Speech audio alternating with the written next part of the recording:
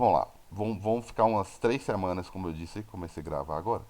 3 semanas na parte de frente A, frente B. Eu acho que até mais, porque tem duas agora antes das férias. E agosto eu tenho umas 2 semanas ainda disponível. Praticamente um mês em frente A, frente B, tá certo? Já vimos bastante coisa, pouca coisa para fechar em frente C, pouca coisa mesmo, tá? Dependendo de o que eu vi lá na frente C já contempla o simulado, tá? Se o simulado estiver na frente, já tiver no volume 3 é complicado, em frente C, né? Mas já contempla, parte de elétrica já contempla bastante, então vamos adiantar a frente A e B, beleza? Então vamos lá. Eu não vou falar de movimento circular uniforme como está na ordem, aí, porque senão depois que eu falar de força centrípeta, que está aqui em leis de Newton, né? Eu vou ter que voltar lá no movimento circular uniforme. Então eu acho melhor já falar de leis de Newton. Quando eu terminar a lei de Newton, eu vou no movimento circular uniforme, fica muito fácil. Ou eu nem termino, na verdade, leis de Newton.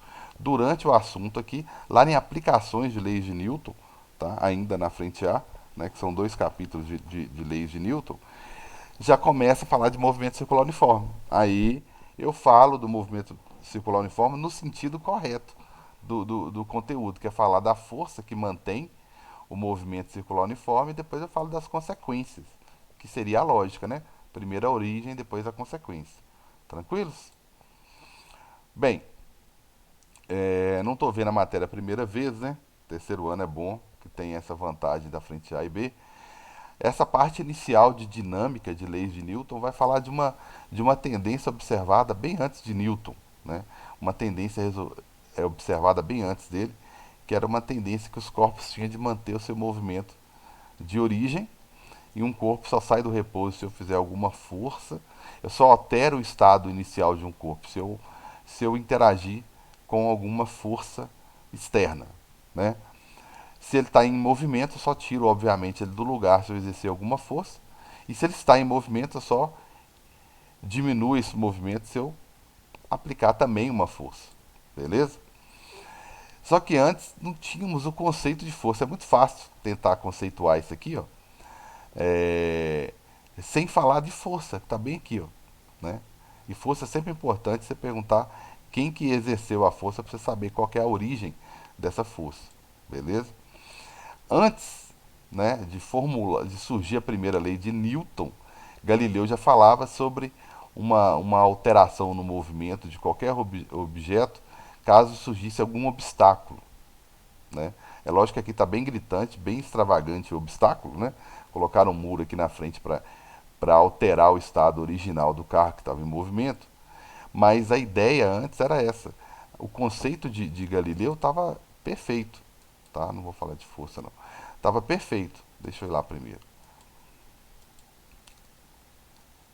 Tem uma experiênciazinha, eu volto lá, tem uma experiênciazinha de Galileu aqui que era o seguinte: melhor do que o muro era essa esfera que ele soltava de uma rampa e ele observava até onde ela ia do outro lado. Bem, lógico que ele eliminava todo o atrito, toda a interferência aqui, mesmo não sabendo que era força, era uma superfície polida, né? E uma esfera polida. Lá na frente a gente vai saber que o objetivo era diminuir o atrito, que nem ele sabia o que era uma força ainda. Ele não tinha conceituado isso. Então ele soltava isso aqui e observava até onde ia. Diminuía a inclinação do outro lado, percebia que ela ia na mesma altura, só que ia um pouco mais longe, né? Bem, o que ele queria observar? O que ele estava observando com isso? Que se ele eliminasse essa inclinação do outro lado, a tendência é essa esfera ir cada vez mais longe. Então ele chegou a falar, Galileu chegou a falar, né, que existia uma tendência natural dos corpos em permanecer com seu estado de origem, desde que não surgisse nenhum obstáculo. O obstáculo para ele era aquela parede lá atrás, né? Era essa rampa, né? Porque não existia um conceito de força, né? Mas ficou bem adiantado o conceito de esse conceito que vai virar a primeira lei de Newton. Ficou bem adiantado. Tinha algumas situações em que percebia-se força, só que eu não vou falar disso aqui não, tá muito sem contexto, isso aqui eu não gostei. Então, Newton já pegou um ambiente bem mais fácil de conceituar. Ele viu que aqui estava faltando só conceituar o que era esse obstáculo, definir o que era esse obstáculo. Não dá para dizer, ah, não, se tiver um obstáculo, que obstáculo é esse? Então ele formula essa ideia de Galileu, né? Olha que nem levou o nome de Galileu e Newton, mas ele reformula essa ideia que Galileu percebeu aqui. E ele já lança a primeira lei de Newton, né? Falando que, de fato, todo corpo tem uma tendência natural em permanecer em seu movimento, desde que a resultante das forças, né, sobre esse corpo seja nula. Eu falo que a primeira lei de Newton é uma das primeiras das leis mais importantes que tem, e geralmente o pessoal associa essa primeira lei só à inércia. Ah, o que é a primeira lei? A inércia. Ah, o que é a inércia? Ah, essa tendência que o corpo tem de permanecer em seu estado de origem. Se estiver em repouso, né, e a resultante das forças for nula, vai permanecer em repouso. Se ele estiver em movimento e a resultante das forças for nula, vai permanecer em movimento. Só isso. É mais do que isso. Como ele havia conceituado força, só vai te ensinar a calcular lá na segunda lei, né? Mas aí dá para poder pegar um pedacinho desse slide aqui, ó, e falar dos conceitos mais importantes que tem em dinâmica, em leis de Newton, que é equilíbrio. E eu não vou ficar formalizando muito não, vou falar o que é necessário de equilíbrio, né? O que é equilíbrio? Equilíbrio para a física, tá? É resultante das forças ser igual a zero, tá certo? Isso implica em quê? Deixa eu ir pro quadro, né? Isso implica em quê? Opa. Isso implica em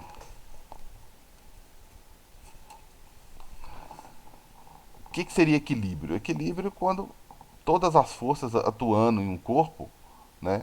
Todas as forças que estão atuando, elas se anulam, né? Então não sobra uma força resultante. Se eu não tenho força, se eu não faço força no objeto, eu não tiro ele do lugar, eu não mudo a velocidade dele, né? Mudança de velocidade é o mesmo que eu faço para mudar a velocidade de um carro? Eu acelero, mesmo não sabendo calcular a força aqui, né? Seguindo a ordem aqui, né? Então, isso que é equilíbrio. Mas como o terceiro ano já sabe o que é força, bem, primeira coisa, como que eu altero a velocidade num carro? Né? Fazendo força sobre ele. Só acelera. Exatamente. A consequência de fazer força sobre alguém, né? Sobre alguma massa, tem como consequência o quê? A aceleração. A aceleração significa mudança de velocidade. Então, isso que é equilíbrio em física. Aí tem, eu falei que eu não vou ser muito formal, porque tem equilíbrio estático, quando você está falando especificamente do repouso, tem equilíbrio dinâmico, quando você está falando de movimento. Eu acho que a ideia de equilíbrio está boa já, tá? Aí o corpo encontra-se em equilíbrio. O que a física está querendo dizer com isso? Que situações em que eu não tenho resultante são duas: repouso, tá? E movimento. E a primeira lei, movimento. E a primeira lei, ela está querendo dizer justamente que, do ponto de vista físico, dinâmico, das leis de Newton, não há diferença entre essas duas situações, esses dois estados, né? Estados que o corpo tá vivendo ali, beleza? Como assim não tem nenhuma diferença? Ó, quando eu estou em repouso, a minha velocidade é constante, porém, igual a zero, né? Tem aceleração? Também não. Tem força? Muito lógico que não. O certo é até falar o seguinte: falar o contrário. Tem força? Não. Então, consequentemente, não tem aceleração. Minha velocidade não muda. Se ela era zero, então ela permanece. Movimento. Bem, eu não estou falando de qualquer movimento. Estou falando de um movimento específico. Estou falando do movimento uniforme. Estou falando de equilíbrio, né? Falei aqui embaixo. Uniforme. Tá ok? Bem, se eu estou falando de movimento uniforme, tá? Então eu estou falando de velocidade constante também. Só que essa velocidade é diferente de zero. Só que não existe aceleração porque não tem variação de velocidade. Se não existe aceleração é porque não há forças resultantes. Tem força atuando no objeto? Obviamente, pode ser que tenha muitas, inclusive. Né? Várias forças atuando. Não tem uma força resultante. Né? Isso que é equilíbrio em física. A gente está dizendo que essas duas situações, do ponto de vista de Newton, de força, elas são iguais. E isso implica em várias coisas. Várias. Primeiro que todo exercício de leis de Newton sempre começa. Considere um corpo em repouso. Beleza. Considere um corpo em movimento uniforme. Considere um corpo com velocidade constante. É a mesma coisa nos dois. Considere um corpo com força resultante igual a zero. Considere um corpo com aceleração igual a zero. Considere um corpo em equilíbrio. É a mesma coisa. Tá? Eles gostam de variar a perguntinha, mas implica na mesma coisa. Certo? Então a primeira lei de Newton, né, contrário de muita gente, ela não traz, não é só um conceito de inércia. Ela é uma das mais importantes porque ela traz um conceito de referencial. Por quê? Porque daqui para frente eu só posso falar de situações em que ou o corpo está em repouso ou o corpo está em movimento. Ou seja, tem que contemplar esses critérios aqui, ó, tá? Então, a gente não usa muito no ensino médio, né? Mas na universidade a gente usa muito referencial e inercial. É para deixar claro que não há aceleração, não há força resultante, a velocidade é constante, mesmo que seja diferente de zero, né? Que seja 100 km por hora, mas é constante. Isso que é referencial inercial, que está de acordo com as leis de Newton, né? Pelo menos a primeira aqui. Fala sobre referencial, né? E dá essa ideia de equilíbrio, que está tudo interligado na verdade, né? De equilíbrio, beleza? Essa parte de leis de Newton, eu acho que não é nem interessante separar muito. À medida que eu vou explicando primeira e segunda lei, eu já vou aplicando ela. Eu não falo as três, só falo teoria para depois ir lá e partir para o próximo capítulo, que é aplicação. Tá? Então tá aí o motivo desse slidezinho aí, tá certo? Aí aqui eu vou deixar para falar de movimento circular uniforme mais para frente, né? Quando eu começar a falar do próximo capítulo, porque aí eu já falo de movimento circular uniforme, das forças que estão atuando aqui, tá certo? Então vamos lá. Tá aí a primeira lei, né? Se a resultante das forças sobre um corpo for nula, o corpo estará em repouso ou em movimento retilíneo uniforme. E é importante que você entenda que isso aqui é a mesma coisa, tá? Para a física, para as leis de Newton é a mesma coisa, tá? Por mais estranho que pareça, né? Porque nas duas situações, repouso e movimento uniforme, não há variação de velocidade, logo não há aceleração e não há força resultante. Força deve ter demais, né?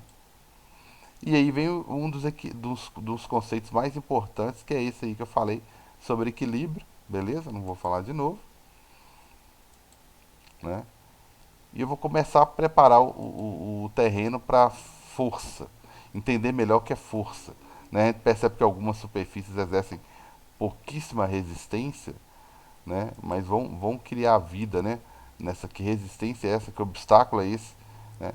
E Newton começa a observar que quanto maior é a massa, né, maior é a força, né, maior é a força que eu preciso.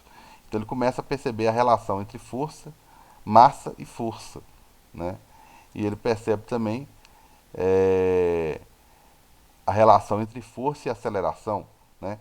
Para uma mesma força, quem tem maior aceleração, né? A massinha aqui ou o dobro dela, né? Então ele começa a perceber que tem algumas relações entre essas grandezas, né? Aqui ele pelo menos ele deixa alguma coisa constante, que é a força, né? E, e dobra a massa para ver o que acontece com a aceleração. Obviamente que o que está com maior massa é, tem a maior inércia, né, maior dificuldade para tirar do lugar, lógico que vai ter uma aceleração menor. Então ele já começa a se preparar para conceituar a segunda lei de Newton, que, embora ele tenha usado lá atrás o conceito de força, né, aqui ele vai começar a falar sobre a falar como calcular essa força, né? O que seria essa força? Então, seria uma interação entre alguém e a consequência, né, interação com a massa, né, se alguém é a massa, e a consequência dessa interação é a aceleração. O que é aceleração? Mudança de velocidade. Aí ele vai até falar da unidade que obviamente levou o nome dele, né? Que é a massa sempre em quilograma e a aceleração sempre em metros por segundo ao quadrado, né? Aqui você está vendo a força em newtons, beleza? Bem, força você já viu, embora você está vendo força aqui agora, você já viu lá em elétrica, né? Força elétrica e vai ver força magnética. Então o conceito mais importante que tem é força, beleza? A relação entre força e aceleração tem que ser uma constante, né? Porque se você for calcular, for olhar para a equaçãozinha aqui, ela é uma equação de primeiro grau, né? E o mzinho ele faz o papel daquele coeficiente angular lá da matemática, que para a gente aqui é a mesma coisa que inclinação. Como a massa é constante, tem que dar uma reta aqui. Esse gráfico não cai muito não, mas o gráfico de força de atrito cai bastante. Eu vou explorar ele um pouco mais. Força. Eu tenho uma força específica aqui, que ela estava oculta lá em queda livre, quando eu expliquei queda livre, quando eu expliquei lançamento de projéteis, né, que era essa força gravitacional aqui, ó. A gente só não calculou, mas falou sobre ela, né? Então, essa força resultante aqui, né, seria a força peso, a massa é a sua massa mesmo, e a aceleração é uma aceleração específica, né? Eu usei essa ideia lá em elétrica, né? No início de elétrica eu usei essa ideia aqui. Eu copiei essa força peso aqui, né, para falar de força não em massa, mas em carga, né? Então essa força aqui vem do campo gravitacional. Por enquanto eu estou pensando em aceleração ainda, né? Lá em gravitação universal, né, quando eu falar das leis de Kepler, né, da força universal de Newton, não é a quarta lei não, né, mas é uma outra lei importante dele. Eu vou falar um pouquinho melhor sobre força gravitacional. Por enquanto eu vou tratar ela de forma bem simples, né, como se fosse só uma força que é igual a massa vezes a aceleração mesmo. Beleza? Que é a força peso, que nós já falamos sobre ela. Bem, dinamômetro. O que seria um dinamômetro? Bem, quase a mesma coisa de uma balança, né? A diferença de uma balança é que numa balança eu estou sempre medindo massa, né? Massa. E num dinamômetro eu estou sempre medindo força, beleza? Sempre medindo força. Então o dinamômetro é a coisa mais simples que tem, tá? Vou até encerrar aqui, que eu estou me excedendo aqui, né? Até mesmo que a próxima é a terceira lei. A única diferença entre um dinamômetro e uma balança é que o dinamômetro é calibrado para responder em força, em vez de eu pedir para ele fazer uma marcação aqui, ó, 0,1 kg, 0,2 kg e aferir, medir a massa, eu estou medindo força. Então é uma molinha que eu coloquei aqui dentro. Quando eu ponho um pezinho, ela estica, dependendo do tanto que ela estica, ela marca um valor diferente para a força. Obviamente, se eu dobrar, né, a massa, eu vou dobrar essa força também. Por isso que ele falou de força-peso, né? Quem está puxando essa esferinha aqui, na verdade, é a força gravitacional, a força-peso. Então, a força que eu estou medindo com essa molinha que está aqui dentro é justamente a força gravitacional aqui, ó. Se eu calibrar isso aqui, em vez de escrever aqui 1, 2, 3, 4, escrever a própria massa, eu deixo de ter um dinamômetro e tenho uma balança de mão, vamos dizer assim. A única coisa que muda é isso aí. E eu vou precisar de dinamômetro? Não, é mais para falar de força mesmo, tá? Vou precisar em atrito, né? Às vezes eu vou precisar sim. Aí é lógico que eu vou voltar na primeira e na segunda lei através de exercícios, né? E próxima aula, que ainda é hoje, eu falo um pouquinho sobre a terceira lei de Newton. Tranquilos? E aí eu acho que no início eu trazei. Então vamos encerrar por aqui, para não invadir a outra aula.